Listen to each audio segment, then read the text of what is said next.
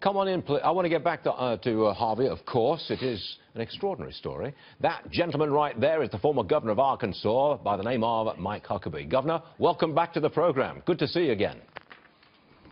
Thank you again, Stuart. Great to be back with you. Where are the Democrats? I don't hear them saying anything about Harvey or President Trump's efforts to help Texas.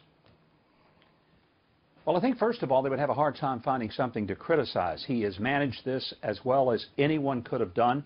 And secondly, this has been really a good example of officials at the local, state, and federal level all working in concert to try to deal with a very unmanageable and uncooperative storm.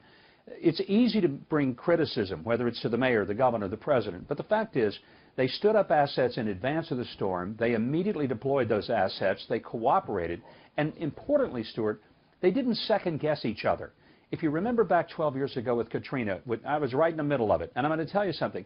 One of the things that really made the recovery difficult was that you had the mayor, the governor of Louisiana, essentially having fights with the federal government. And to be fair, the Republican federal government was totally bottlenecked, and they were so intent on following rules.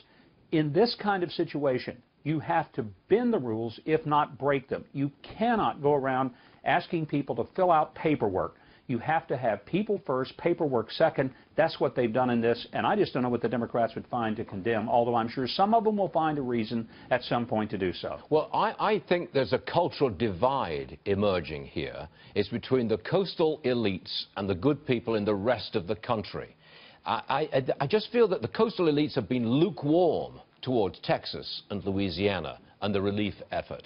It's a cultural divide, and I think it's profound. Are you with me on this?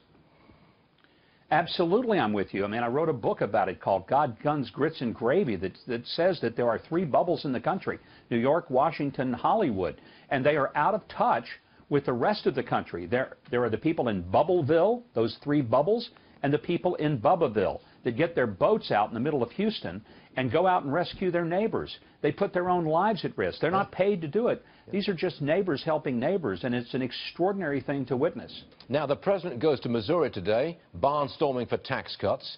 He seems to be all over the media, dominating the news, dominating the headlines, moving forward with his campaign and his growth agenda. What say you?